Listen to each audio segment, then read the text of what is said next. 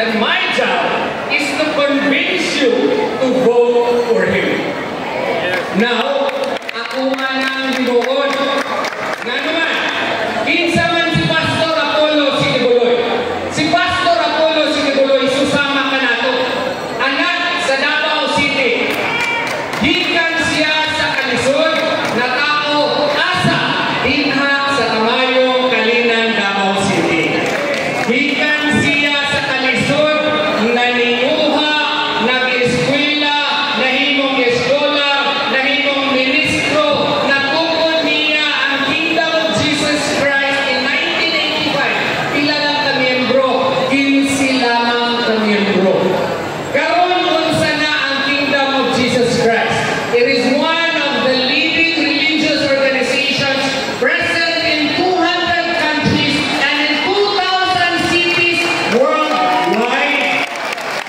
Now tell me, kung kani siya nga tao ordinaryo lamang, makaya ba niya dunas iya'y Exhibit A tungod sa iyahang pagpaninuha, pag-ampo kay Allah Subhanahu wa Ta'ala, milampo ang KOJC, nahimo niyang amigo ang atong pinalanggang Presidente Rodrigo Duterte, loyal na amigo maunang gihimo siya ehemplo sa government repression ni Presidente Marcos. Di una siya tira.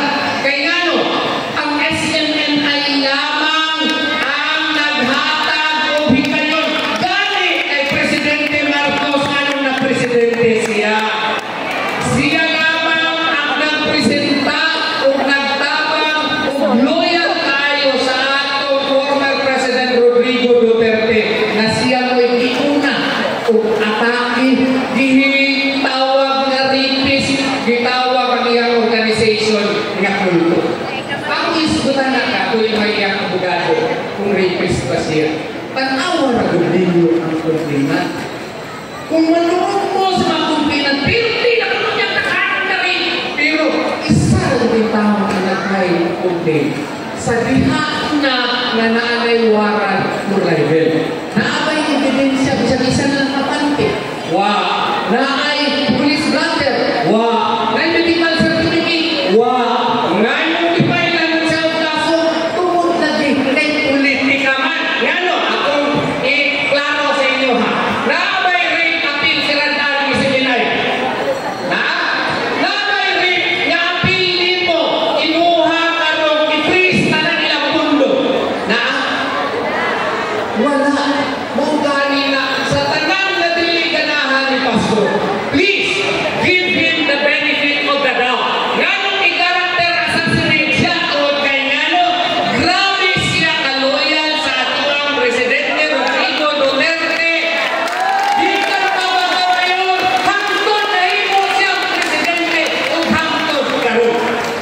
Gani, ang sulti niya pag ma-impeach ka Inday. At murag mali man kayo naghihimo ng Inday. Wala ka ni kabasa ang mga congressman. Kung sa may atong mahimo nga na attorney, kung na pastor. So, himunga ko sa inyo. Kinsa may nag-file. Ay, mapilinyo. Ako lang yung file ako. Ang nagsuko na ko ato. Si Pastor Apollo Sigibuloy. Si VP Inday Sara. Niya ba? Katong duna na yung humihong na duna na yung warrant of arrest si Presidente Rodrigo Duterte. Di na ko ilimod sa inyo na Senator Bato dugay na kaayo ng kaila. Bata pa lang po kailan ako ni Senator Bato kay puro may taga Davao del Sur. Ako ang iyang abogado ni Anang sa ICC case kuno niya na wala kami kakita. Gikuha na ito niyang abogado daan. Karon, sulti niya dito sa Hong Kong. Tuwa na masumbong. Tawag si Senator Bato. March 9, gabi confirm na naniwagan ng Presidente. Ay ko ba? Ngayon sa may mong gusto, preparahin na ko observatory o petition, mandamus, o prohibition. O sige, isang kuha ko sa atuang Hong Kong na ako'y makauban din na sa akong gamay na opisina. Puro magpunta doon, magtutudlo ang palaod. Attorney Rizada Velasco, si Atty. Reginald Santiago, ako ang mga kauban din ha, puro na nagtutulog, dali lang sabi, okay, you wrap a petition for certiorari and prohibition with prayer for injunctive release. Pagka Domingo, gisultihan na ako si yes, confirm yun, na nanawagan, gisultihan si former President Rodrigo Duterte. Nag-advise, dili lamang si ES, uban pa mga abogado. President, ayaw na lang kong ulit. Bawa ka kung sa desisyon sa atong pinalanggang Presidente. Ano muli mo? Sa mga kong kaluwang ko isa, muli ko, palitin kong ticket alas 4 sa hapon. Imbes na alas 4 sa hapon, di mo pa sa buntag kung sa isulti ni Pastor. Attorney, bisang nakatay matabang ni Presidente, di mo nga kung sa imong mahimo. So, giapil na ito, sumala sa instructions ni ES, si Presidente Rodrigo Duterte. And, nahibalaan na ninyo kung sa inahitabo, pati pagpapirma na lang sa verification, galisod pag yun niya. Kaya no, ang notaryo publiko, dili pasundon dito sa Villamor Airways. Pero kinsa ang nag-request sa ako para himuong tuntanan? Si Pastor Apollo C. Igoy. Ang anak siya na amigo, loyal kaayo, dili mo talikod bisan pag-iinan, talinti si Digong. Kay, suportahan ka na mo, tanggalon na mo ang suspension sa SMNI, tanggalon na mo na may inuhang kaso. Dinawat ka na ni Pastor? Wala. Tungkol kay si Pastor, tinuod na amigo. Karoon panahon na akong mga kaisunan, pareho magintang taga-Davao. Di kinahanglan na ito ang mga senador nga dili mapalit, dili madala sa intriga, dili yun mabaliktad. Kaya pagkalawa itong mga dipagtarangan sa atong pinalanggang Tatay Digong, tuwa na sa tigas. Kung natuwa ang inutang si Pastor Apollo C. Igoy, di na madala ang kwarta. Kaya sa tinungod na naa naman siya anak. Di praise ka niya para di magasto karong eleksyon. Dili mo siya madala anak pasikato na siya. Ay dili na niya na kinahanglan. So, hangyungon na kamo, mga taga-Davao, pwede ba nato panahon ang anak sa Davao na si Pastor Apollo C. Igoy? Pilipinas, pwede ba nato panahon si Pastor Apollo C. Igoy? Naay na mo tayo na, attorney, kung sa magkoy mo ni Pastor Apollo C. Igoy, nga di man na siya abogado, ako akong tubag sila, sir, hinay-hinay lang po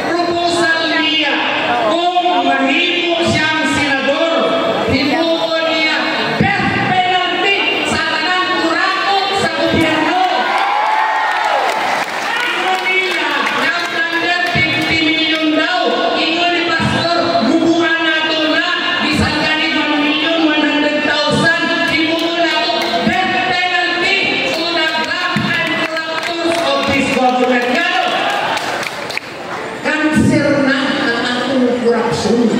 Ingon ni Pastor Apollo Sigutuloy, we should do something to eradicate corruption from the face of the earth. And then, we will jail all those corruptors by lowering the threats of plunder. Di ba maayo na siya, mga kaigsunan ko dito sa tao? Ingon ko niya, napansin na ako, attorney, ang Office of the Ombudsman, which is tasked by the 1987 Constitution to investigate any act or omission constituting corruption. Walang kayo mga investigators. So, ipa-amend siguro na itong powers siguro, himo at balaod, nga, dunay Truth Commission, na may mga klaro daghan na investigator sa Ombudsman para atong klarohon o imbestiga ang mga kurakot na mga opisyales ni ining administrasyon. Di ba nindot na siya? Kaganabaw? Ingon ko ni Pastor, let us also make a law protecting whistleblowers. Kay kada kurakot na agin nakakita.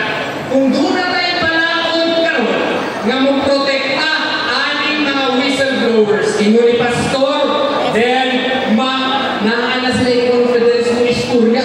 Protektahan na sila sa ombudsman. Protektahan na sila sa gobyerno. Kaya naan na may balaod na maprotekta sa ilaha. So ang atong di ay atong tumong nga mapaggamay, mapausos ang kanser sa atong sosyudad. Hindi karon mahulmahan, ma-stop kini or at least mahinay-hinayan ang grabe nga korupsyon sa atong nasod. Ingon po niya, dili lang tao concentrate niya na kaya ang tao karon tanawa ng ayuda. Lumoy na tayo ang atong mga kaigsunan. So dapat ingon niya, let us concentrate also in creating jobs. Gusto niya na ay daghang trabaho na ma-offer para sa atong mga kaigsunan. Ang tao na niya, nasa konkretong proposal. He will amend Republic Act 10869, Jumpstart Philippines Act. Iyahang i-propose dito sa Senado pohon kung inyo siyang butuhan nga tanang korporasyon nga muhatag og dugang trabaho sa mga walay trabaho, labi na sa kabutiran o diri sa mga squatter areas, hatagan niya tax breaks or tax incentives. Di ba maayo na siya para na kay trabaho? Iyahang konsulti, kaning kisaat ni Marcos nga 20 pesos nga bugas. Natuman ba ito? Tanawa na dito may nakakos prisuhan. Di ba wa? Naasa konkreto nga proposal. Iyahang i-recognize na agricultural country, di ba? So, sa iyahang proposal, let us allocate a greater portion of the budget para tabangan ang agrikultura. Ang ingon niya, state-managed farms sa napareho sa proposal ni Atty. J.P. Yudo. Kung sa mga, ang gobyerno ng karon sa katong wala nagigamit ngayon na maunay sa agrikultura, mukuha o mga walang trabaho niini. Ang gobyerno na karon maoy mangunay o katong mga magsasaka, mga farmers na walay fertilizer, hatagan o fertilizer, kung saan ang galing ang ilahang mga produce, ilahang makita, ang mupalit niini ang gobyerno na. So sa ato ba, ako magkumaman ako, tagabansalan na ako del sur ko, kay balo ko, nga inig-harvest ni Osmalay, ang problema, haskang baratuhas halay. Pero, kung himuon mo na ang gobyerno na ang mupalit sa palay at a fixed price above market price, ang gobyerno na ang mumarket niini sa Dubai, mumarket niini sa Hong Kong, mumarket niini sa Singapore, sa Canada, sa Amerika, doon na pa kita ang gobyerno, mga trabaho matangtanan, doon na pa posibilidad na ang bugas. Dili siguro mabainti, apan muubos siya kay doon na nakitay productivity. Di ba maayon ang proposal ni Pastor Apollo Sigutuloy? ang sulti niya. Kadaog ko ako, nga grabe mo yung kaayo ang pagpagdaot sa ako. Dahil kaayo mo tanggal sa ako ang mga poster kay nanuo na sila sa mga sulti sa mainstream media. Pero siya gihapon nagatuo nga kung kita mutuo kay Tatay Diggo mag-vote straight kita, posible nga munaog si Pastor Apollo C. Kibuloy. Pwede ba nakalabaw? Kung pili taon sa kanan, asa man mo, sa brand new o sa second hand? O gani, napulong malit ato ang kandidato. Maghimok lang tao eksepsyon na duha. Si Bongo o si Senator Bato de la Rosa kay nasulayan na. The rest sa walo na po, pili tao brand new nga mga kandidato. Piliyo na to ang PDP laban tungod kay ano na ay impeachment trial na mahitabo.